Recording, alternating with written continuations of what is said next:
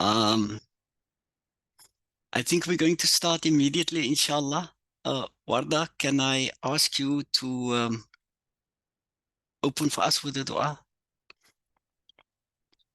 أعوذ بالله من الشيطان الرجيم بسم الله الرحمن الرحيم ربنا آتنا في الدنيا حسنة وفي الآخرة حسنة وقنا عذاب النار وادخلنا الجنة مع الأبرار يا عزيز يا غفار يا رب العالمين ربنا آتنا من لدنك رحمة وهيئ لنا من أمرنا رشدا رب اجعلني مقيم الصلاة ومن ذريتي ربنا وتقبل دعاء رب اغفر لي ولوالدي وارحمهما كما ربياني صغيرا وصلى الله وسلم عليه والحمد لله رب العالمين السلام عليكم ورحمة الله وبركاته. Wa alaikum salam wa rahmatullahi wa barakatuh. أعوذ بالله من الشيطان الرجيم بسم الله الرحمن الرحيم اللهم صل على سيدنا محمد وعلى آل سيدنا محمد وأصحابه وبارك وسلم ربي اشرح لي صدري ويسر لي أمري واحلل عقدة من لساني يفقهوا قولي. Yeah, I've been off, as you know. I've been in hospital with this heart attack. But alhamdulillah, I thought before we go on with where we left off, I just wanted to make one or two comments which I think might be relevant before we actually start. Now, yes, we still continuing with the door of charity and generosity, but I thought let me first touch on what I have gone through now. I've been in hospital with a heart attack, and very first thing I want to say, I thank Allah subhanahu wa ta'ala for having given me or returned me back to good health so that I can continue with what I am doing.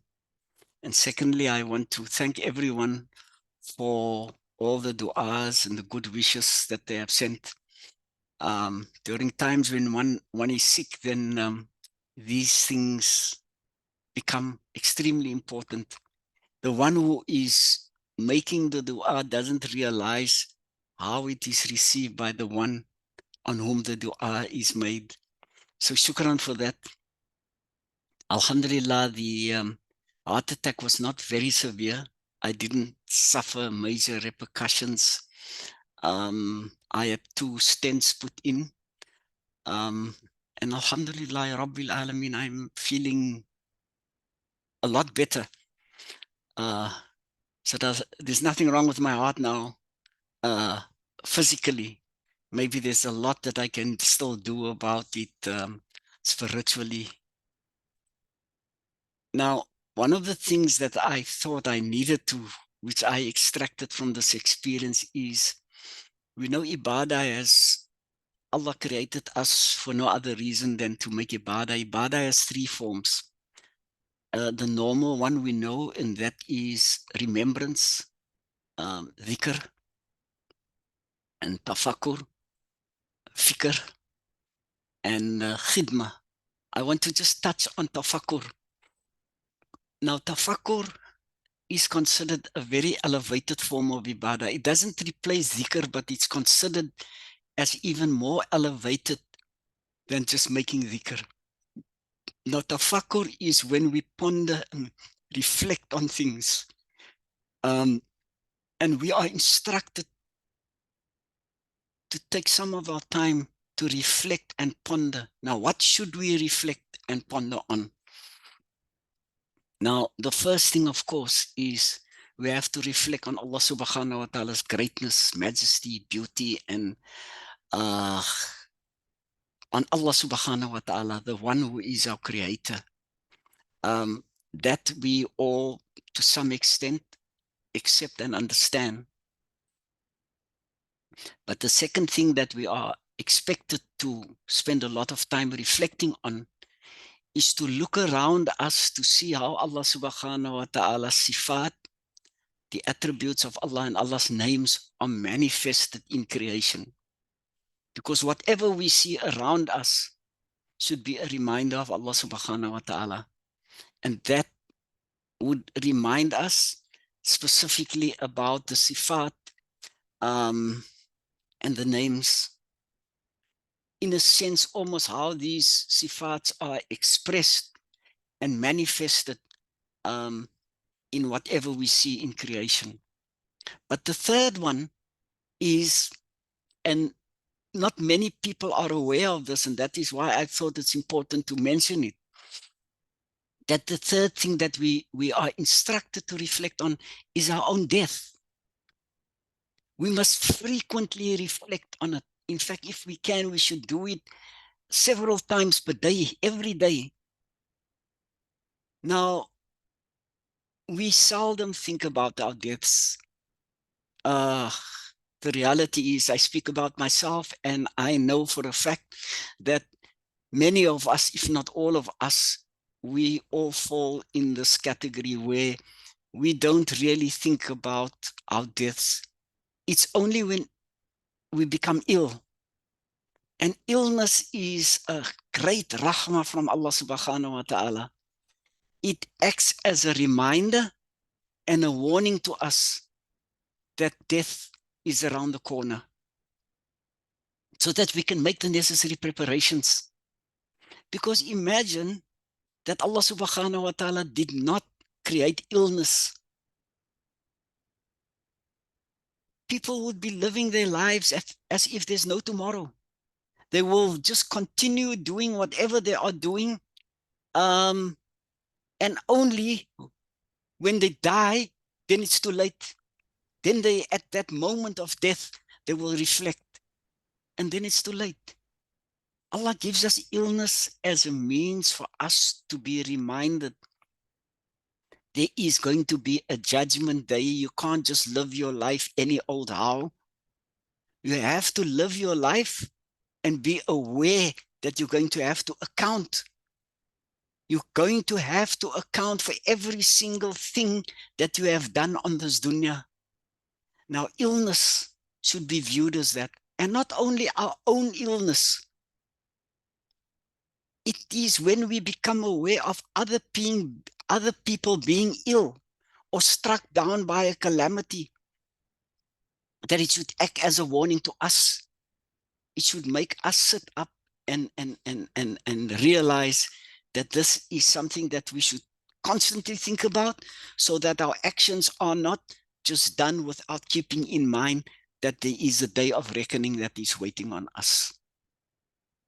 So when somebody asked Rasulullah sallallahu alaihi wasallam,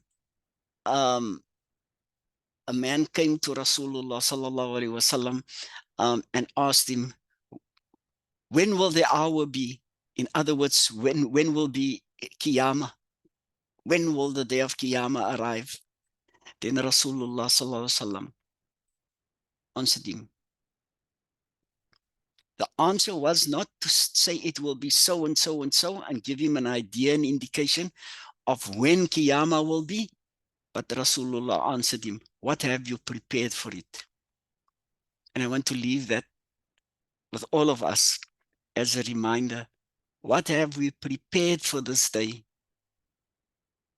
Because we talk about it, but it's something that is abstract. It's not something that is real to us. It's something that will happen eventually one day, but it's a far off, remote thing.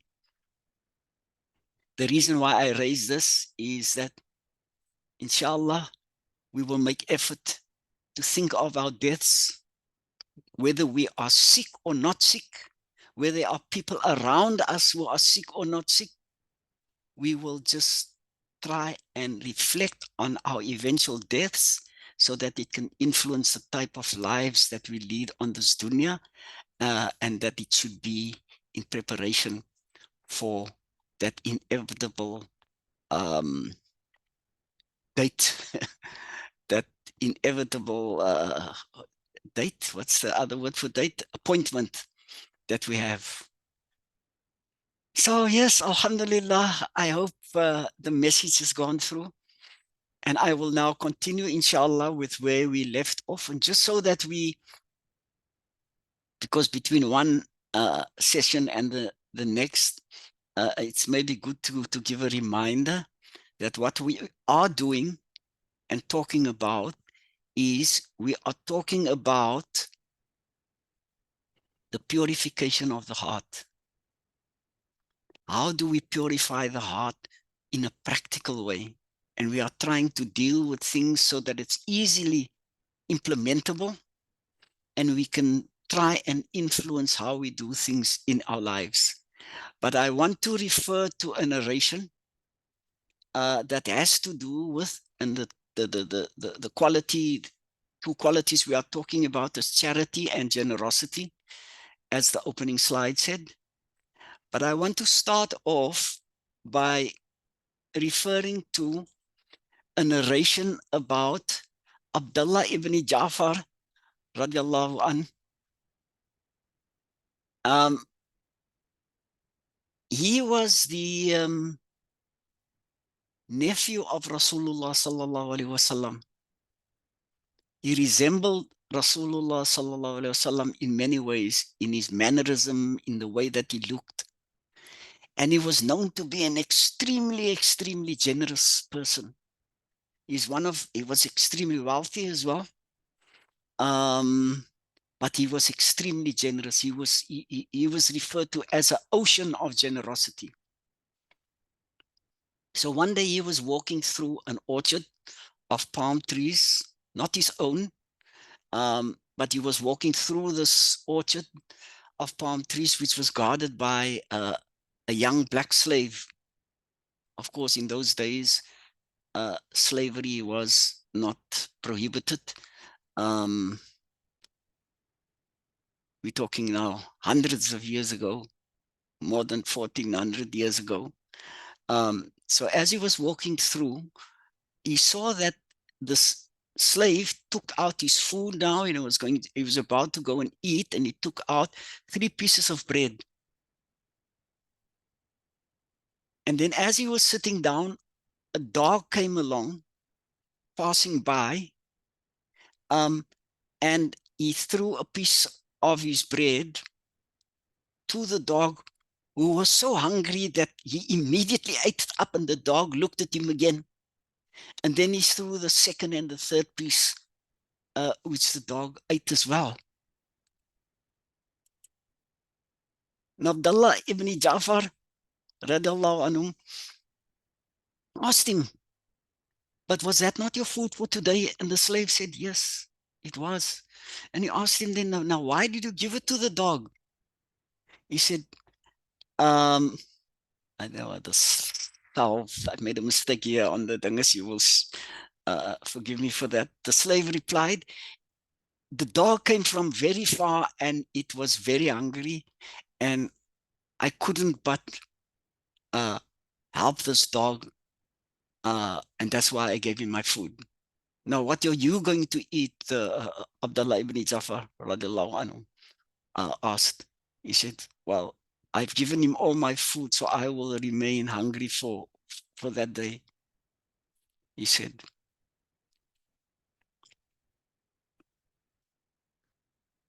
Now, remember what I said earlier.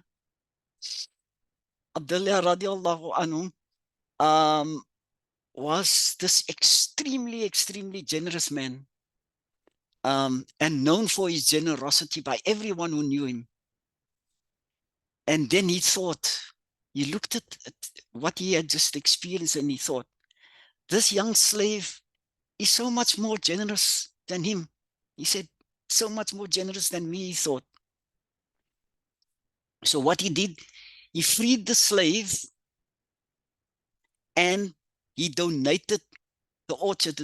I said it wasn't his orchard, it must have been his orchard, and donated the orchard of palm trees to the slave. And then the slave said, if this orchard is for me, then I give it for the sake of Allah. Subhanallah. Now, picture this. It's a slave who didn't have enough food to eat, just 3 pieces of bread, and was going to remain hungry that day. He's given this orchard and he gives all of it. He gives it back for the sake of Allah.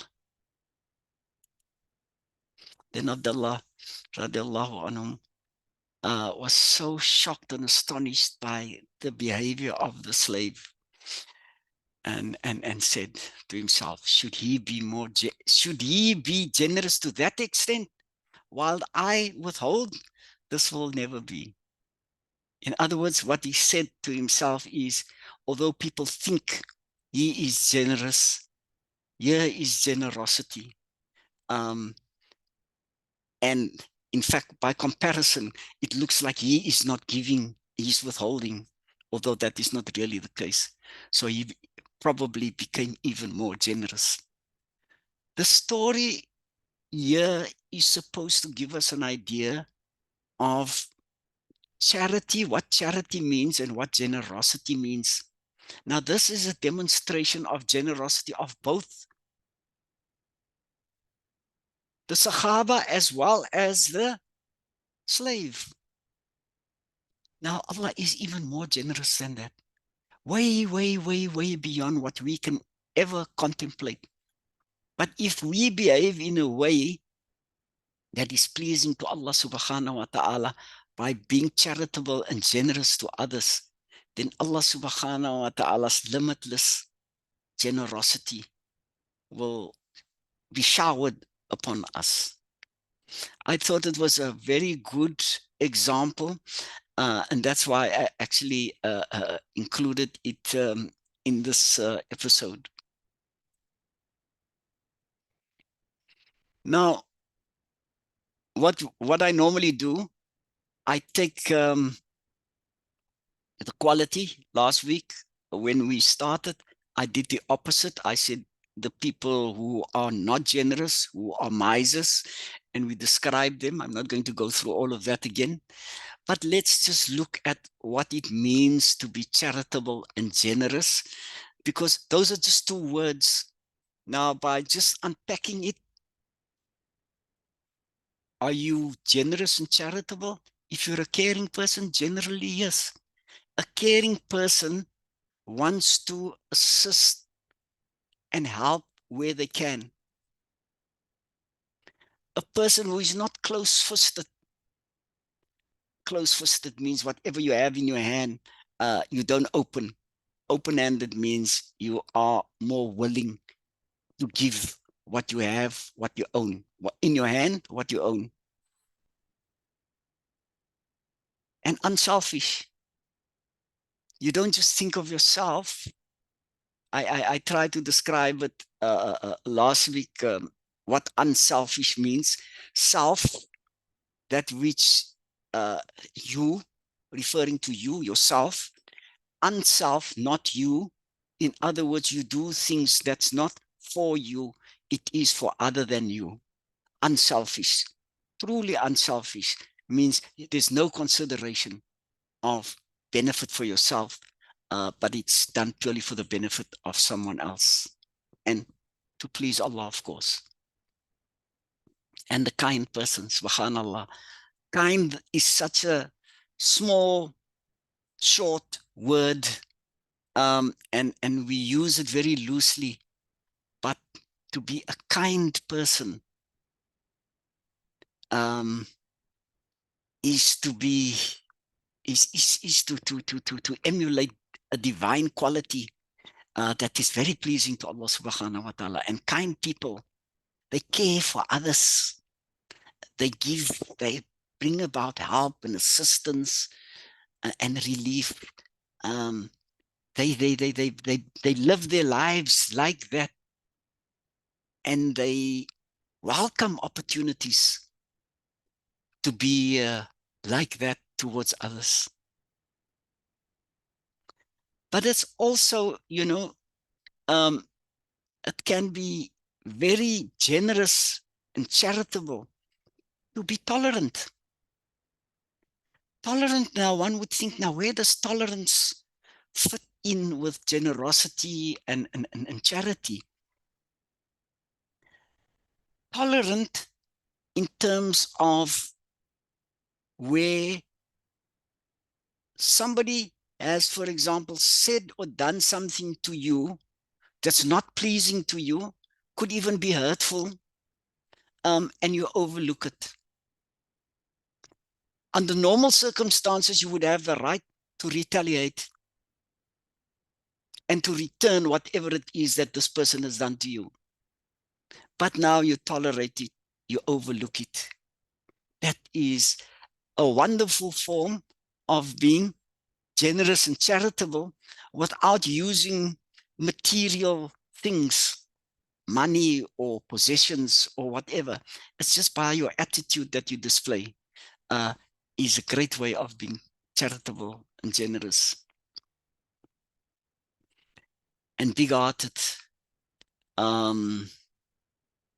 Big-hearted, it means that you have the kind of heart that cares for others. It's not narrow, it's not selfish. It's a very open, broad kind of approach that you have to how you interact and engage with people. Then what I did now, I'm coming to the practical suggestions of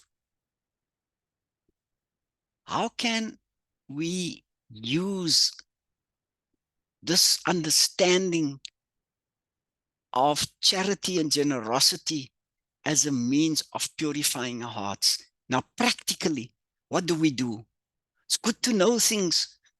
Knowledge itself is empty if it's not acted on. It can be there. It's like a person with a bookshelf full of every type of knowledge, but the person may have even read all the books, but did not act on it. So what does that mean? The person has remained unchanged. The knowledge has not been of benefit. We should seek knowledge that's beneficial, number one. But number two, more importantly, we should find ways of living that knowledge, acting on the knowledge. Then we've extracted the maximum benefit. Now, I start off by saying that we must forgive those who have harmed us, and maybe because of what they've done to you in the past, you've held a grudge against them. You may even have forgiven them, but you still bear that grudge. I forgive you for what you've done, but I still feel that something we must try, if we want to practice generosity now. Here it's close to home because the person has hurt you. It's not charity that you're giving to somebody that you don't even know. Here you've been harmed, you've been affected in a negative way. It's a great form of charity and generosity to forgive and to let go of all grudges and that need to take revenge and pay back. Forgive if you can. Easier said than done, but look at your own life and ask yourself, go as far back as you can and try and remember those people that have harmed you, that you dislike because of what they have done. If you can do that, then you can be sure Allah subhanahu wa ta'ala will forgive you.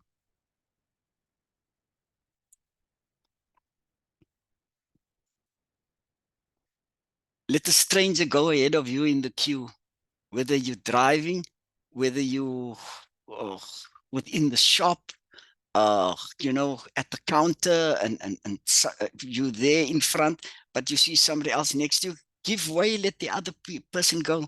That's also a form of charity.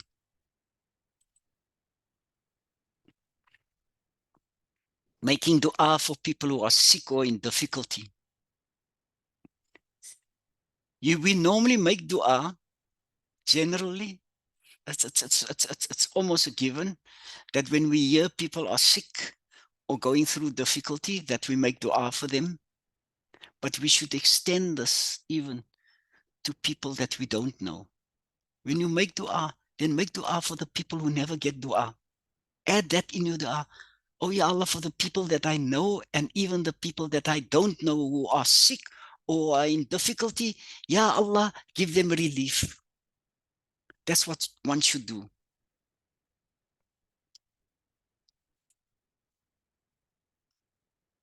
Within the home, now you're going to say everyone has got their duty. People know that's that one's duty and this is not my duty and so on.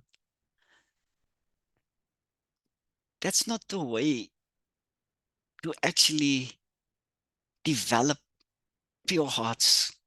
We must use whatever opportunity we can. And at home, especially in your own homes, with the people, the house that you live in, the environment within the house, there's so many opportunities to practice things and to develop the kind of heart that one can say is becoming more and more pure because you are doing things differently. And just helping with things that's not expected of you. Help with it. Take the cloth and dry the dishes. Don't ask. The first time you do it, everybody will probably get such a shock if it's not normally your duty. What's going on here? And the more you do it, people won't raise their eyebrows, but they will appreciate that you are doing something that's not necessarily seen as your responsibility. And it should even be extended when there's absolutely nobody around and you see a small piece of paper lying somewhere. Don't kick it under the table or under the chair out of the way so that it not can be seen. Bend down, make effort to pick it up. And I'm not talking about obstacles only. Yeah, I've put up here on the slide, remove obstacles. Obstacles in people's pathway, you should remove. You shouldn't be told to do that. It should be a natural thing for us to remove things that blocks people's pathway. But I'm talking about doing the small little things. I mentioned on a previous occasion, if the bathroom, if the towel has fallen down, you were walking out and you put the towel back on the towel rack and it slipped off. But you're in a hurry and then you run out because you can't still turn back to go and pick it up. That half a second of just turning back, picking it up and putting it on properly, those are things that can be regarded as really almost, I would say, even more more valued, more praiseworthy than the things that people see, or it's a big thing. The small little things, if you do all the small things right, then the big things will take care of itself. Start with the small things, do the small things naturally, and you'll find that the big things will start taking care of itself. Make time to, let me just see, make time to visit the old and the sick, not just family. If you hear about whether it's a relative or a friend, it's expected of us as Muslims. But even if you know about people who are sick, if you visit people in a hospital, don't just go and greet the person that you are visiting at the hospital. Go next door to the person who has no visitors there. Smile to the person. If you don't want to, then greet the person. But make time just to brighten up that person's. And next time you go up to the person and ask the person their name, and then you mention them and greet them by name. Wow, what a wonderful thing that would be. Those things count more than the big things that everyone sees and notices. But you won't until you are old. Only then will you realize how valuable it is to actually make time to contact and visit the older people. The world is, there's old people throughout the world, but you know, it's a category of people that the older they get, the more lonely they become, because the younger people start having their own families, and they have all sorts of reasons why they can't make time to visit. So extend it beyond just what would almost be compulsory, your immediate family and relatives. Don't just link it to that. Find a way of taking off your time and setting it aside. Maybe uh, I've heard of people who did this. I must say, I only did it once or twice, and for whatever excuse I want to give now, it's not going to make a difference. I didn't do it enough to actually make time. We're going to a hospital. You don't even know which hospital, or an old age home, and you're just going to go there and try and light up the lives of the old people. They are so appreciative of that. You don't even have to take things with. And if you want to, a small little thing is appreciated so much more.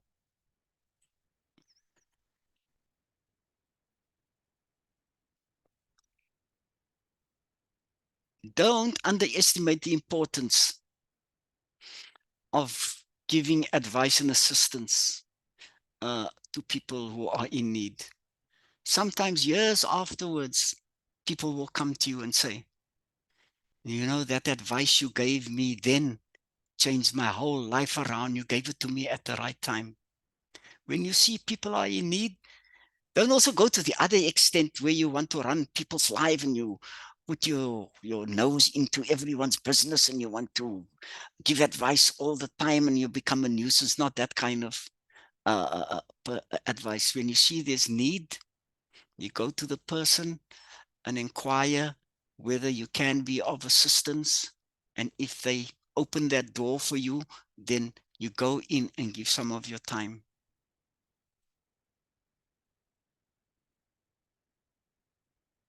Now, if you want to know what is truly generous and what is truly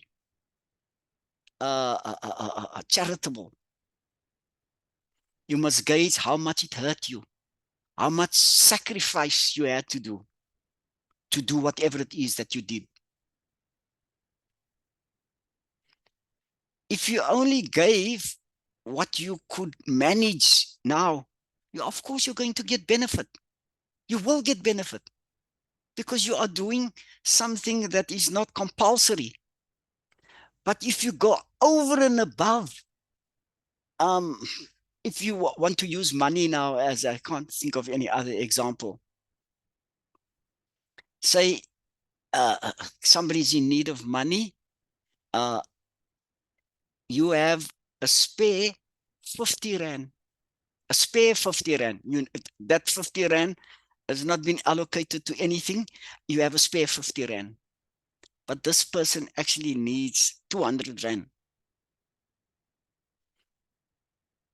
If you give that person anything more than the 50, then it means you're going even over and above what would have been your normal charity. But that's where the great benefit lies. It must hurt. And when I say hurt, not literally, you understand, of course, but it must be a sacrifice that you are making. Can it be termed a sacrifice? The bigger the sacrifice, the reward is not just multiplied, it's quadrupled. I don't know what other words. It just increases quantumly. The more sacrifice you make to assist, whether it is money or whether it is whatever else.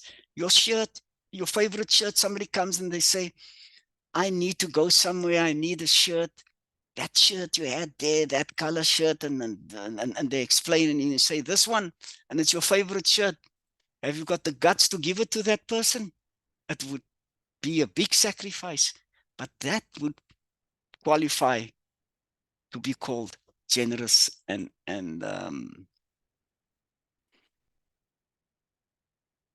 charitable.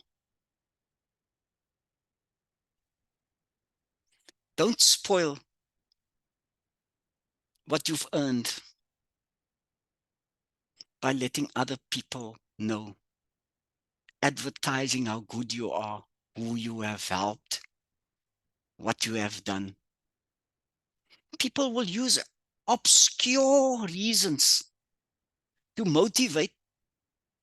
They say it is to motivate others to do what they are doing. That's why they're letting others know what they have done. Allah knows what's in the heart. It's better not to let people know. Unless you are forced to, circumstances compels you to, then you must. If you must, then there's no choice. But under normal circumstances, do things secretly. Let it just be between you and Allah. Only Allah knows. Those are the things that Allah loves dearly. Allah loves the things that's done in secret that's good. Whether it's ibadah or whether it's charity or anything else that's good. And you do it secretly. And people don't see and know about it.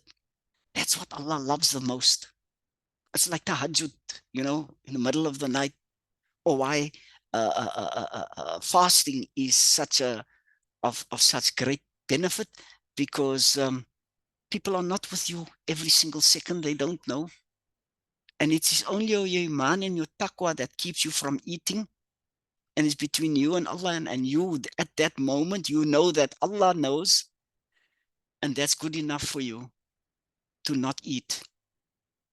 In the middle of the night, no one else knows. That's a show of you are doing it purely for the sake of Allah. Now, if you do things and you hide it from others, then you've taken the first step. If they find out by accident, that's a different story. But don't go and advertise it. What we must also take care of, don't wait for opportunities to come to you. Go out and search for them. Search for opportunities. Go and inquire where there is need and see if you can assist. In fact, generally speaking, at the general level, it's not good for Muslims to be competitive and wanting to outdo one another. I want to be better than you. You've got this house. I want to have a better house. You've got this job or this qualification or whatever. Generally. But when it comes to doing good deeds, Sheikh Abdul Qadir Jailani Qaddasallahu Sirrun Aziz says, go out, compete with one another to do good. Compete with one another to do good. And in this instance, what I'm trying to say is the opportunities will come all your way all the time. Just be aware, keep your eyes open, and you will see the opportunities will be there around every single corner, wherever you turn your face. But don't limit it to that. If you make an effort to go out and search for them, there's great reward for you. I've spoken nonstop now. I just want to pause there quickly before I do the last slide on more practical suggestions. So I'm going to open the floor quickly to hear if there's any comment or question that anyone has at this stage. The floor is open.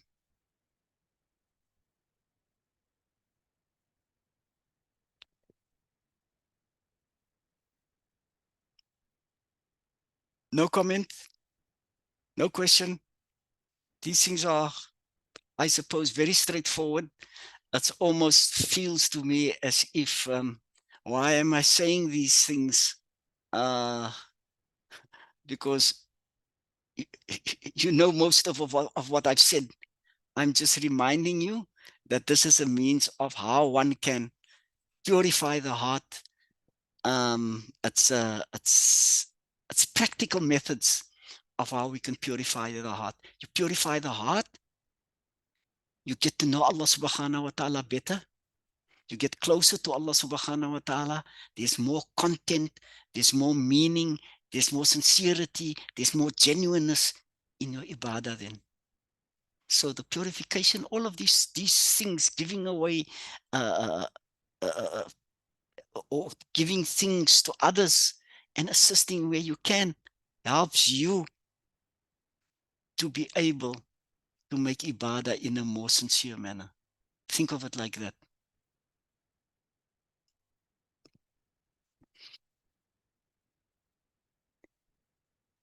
People are born differently. Allah has made all of us different. That's why on the day of judgment, we are not going to be gathered as a family or as a group, or we're going to be gathered one at a time, and we're going to have to account to Allah subhanahu wa ta'ala for how have we lived our lives. And people are given different strengths and weaknesses. Some people are generally more charitable. Allah infused that into the spirit from when they were born, and others are not. And they've been made like that. They didn't make themselves, but Allah will judge them with what they have been given. But when we come across people who have achieved things, whatever it is, it takes absolutely nothing from you to praise and acknowledge and affirm people who have done well. It's almost as if sometimes when we see people have done well or they achieve certain great things, that we become envious. And you will say, no, it's not because you are envious. No, if you're not envious, why don't you then just praise the person? Tell them you're proud of them if they have done well, and encourage them to continue doing it. Do it. Don't stand back. Grab the opportunity to praise and affirm people. But you can give the compliments to people. Give it as freely as you can and as often as you can, so that people can feel good. But do not do things to attract compliments to yourself. Dangerous, dangerous, dangerous. Because the moment people praise you, it comes with the danger that you can become haughty. You can become puffed up with pride. You can start thinking you're special. You can think it's because of your own abilities that you have whatever you're being praised for. So if you can, avoid things that can attract praise. Not easy. You want to let people know. Do you let them know you've passed that exam that they all knew you were going to write, or do you just keep quiet? You must find out what's the best way of dealing with this. And how do you avoid getting compliments. There are times when you can't avoid it, but then don't consciously go out and look for it. It can become a lifestyle. You want to post about everything that you do, and then people want to praise you for this, and then you say, oh yes, and I've also done this, that. Uh, avoid it if you can. Sometimes we don't feel up to it. We feel sick, or we're sad, or we're worried, or and whatever, and you come across people in a gathering, or not even in a gathering, you're just walking past them, and you have this face that scares people. Try and always smile and greet people, whether you know them or not, regardless of how you are feeling. Keep that kind of face, even if it takes effort at times, because of your current conditions and circumstances that you find yourself in.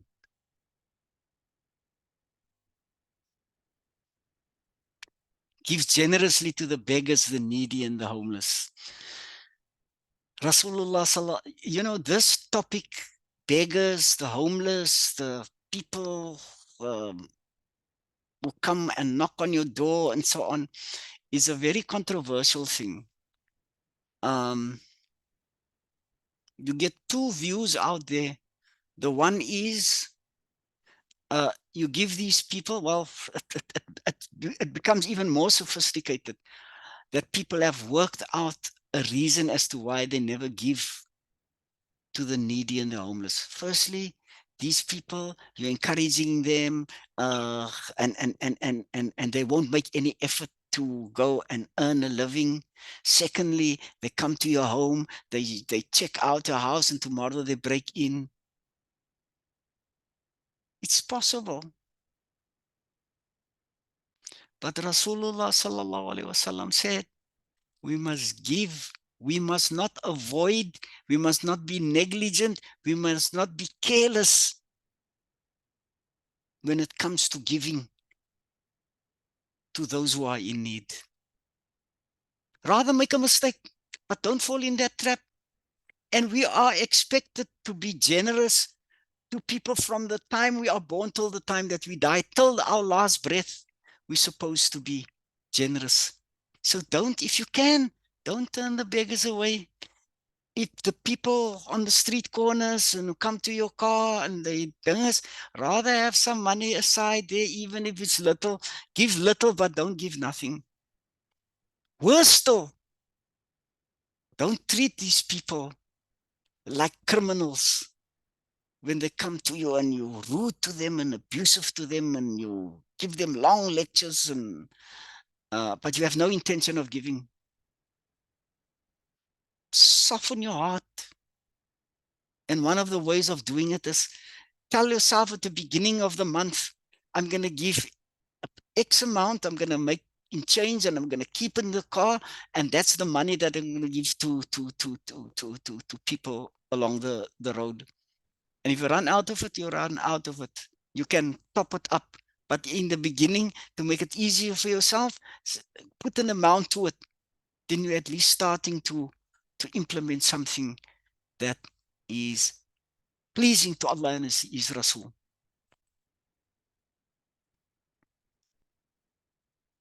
Hug your family members, tell them how much you love and appreciate them. Is that charity and generosity? Yes. It's both a duty and it's a charity. The world has become such a cold, cold, cold place. The more educated our children become, the more they fall in this Western trap that says there's a, what do you call it, a generation gap. Uh, no, they are old and they do their own thing. The sooner I can get out of the house, the better, and go live on my own. Muslims are not like that. We care for one another. We love the family. We are encouraged to bond with one another. And even to take that same feeling that we have for our family members, to extend it to as many as we can. You can't do that if children don't grow up in an environment where you actually demonstrate your love to one another. Grab one another, hold them. Some, some people will find it difficult because they've never done it, especially the menfolk. Menfolk think it's wrong to go and kiss your son or whatever. No, they shake hands and don't, not more than that. Hug people. Let them feel. This is not just going through the mechanics of shaking hands. Tell the family, let them feel. That's, oh, subhanallah, keeping family and uh, developing and spreading love amongst the family is something that's extremely dearly loved by Allah subhanahu wa ta'ala. It's pleasing. Of course, we mustn't go beyond the boundaries, but do that. Yeah.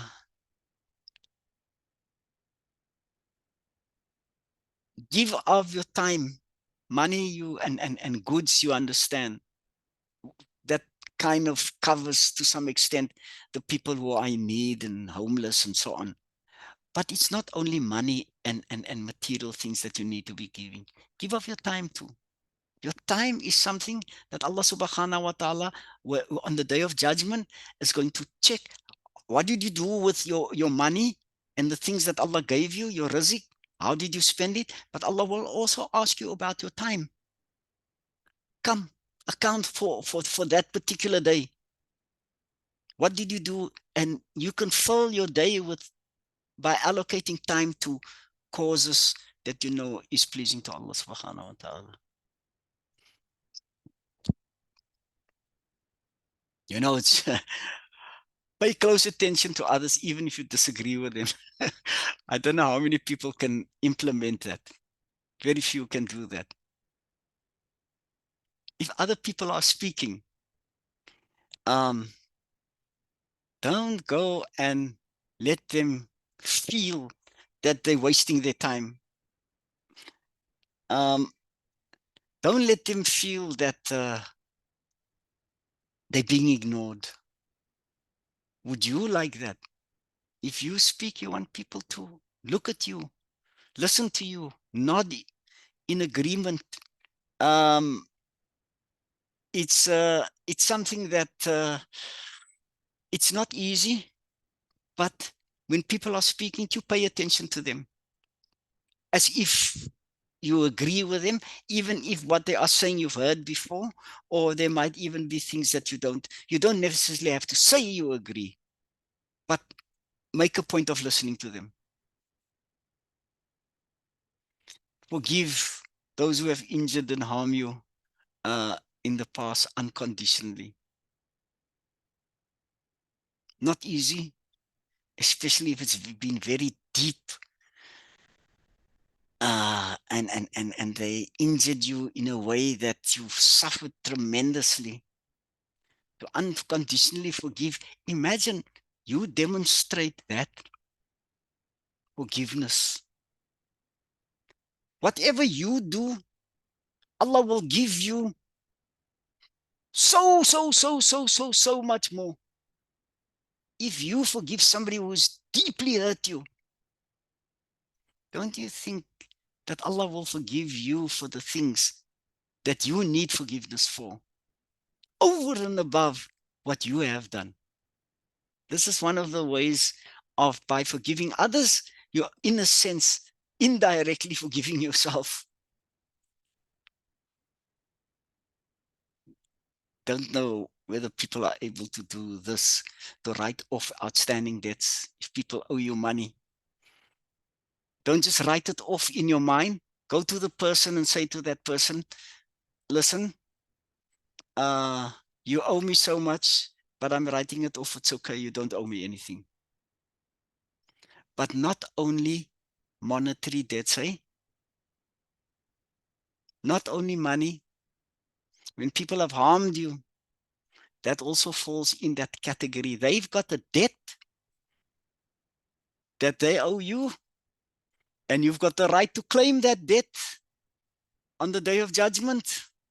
Write that off. You will say, yeah, but I'm going to need it. You will need it, but Allah will give you much, much, much more than what you will get if you were to claim your outstanding debt from them on judgment day. Write it off now. Allah will see it as a sign of great generosity. And do not worry about falling short.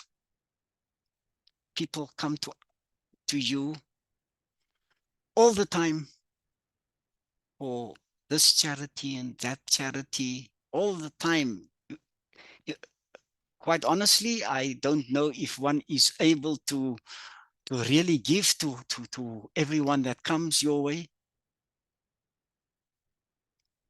But don't not give because you're scared you're going to run short.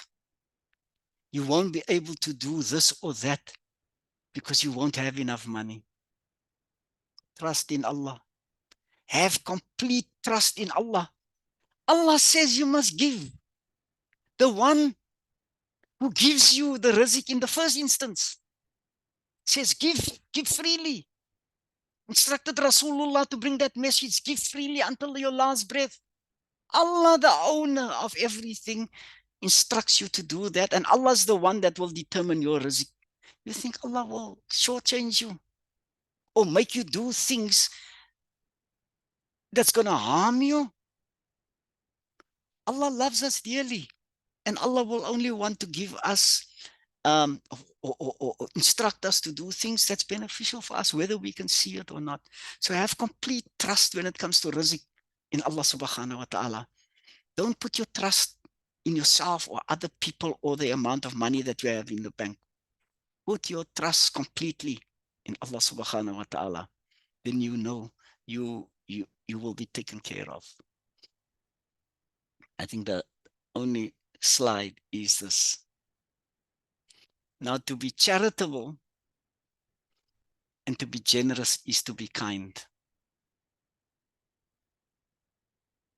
And kindness is a mark of faith. Mark of faith is a indication of your iman. Your faith, your iman. But whoever is not kind has no iman. Oh, Ya Allah, protect us from ever falling in a category where we can be described as unkind. Open our eyes for us, Ya Allah. Open our hearts for us so that we can become kind and we not fall in this category of people who have no iman. Because iman is also linked to how we believe in Allah subhanahu wa ta'ala.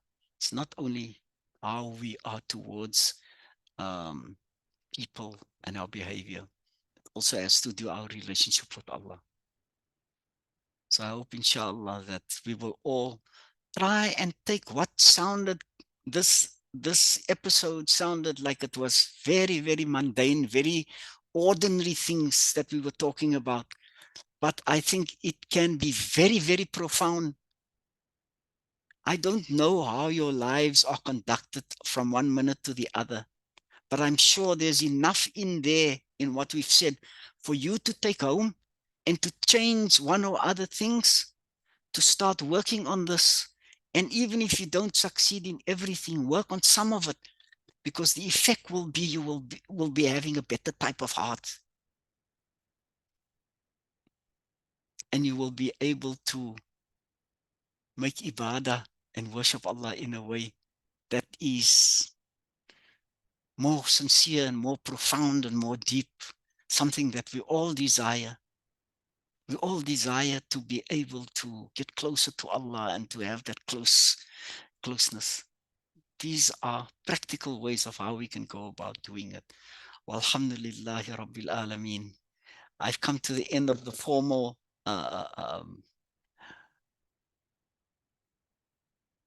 side of this. And I hope, inshallah, that you will use the last chance now to make your comments or put questions if you have any whatsoever. So I'm opening the floor now for any questions or comments that anyone might have.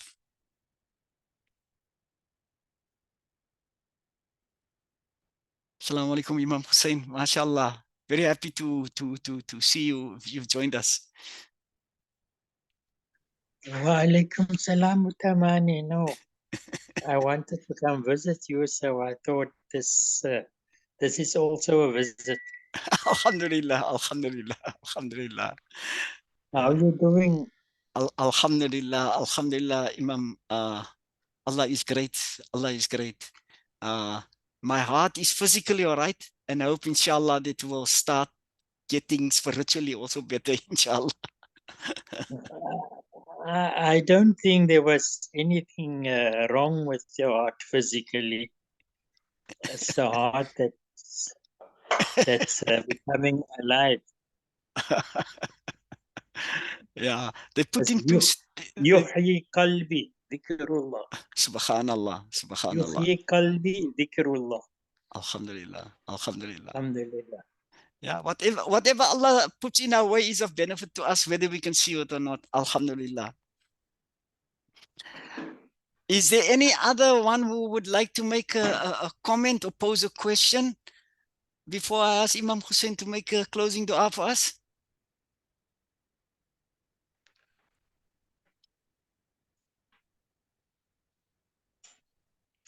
Okay, Imam, tafadal, if you can make a closing dua for us.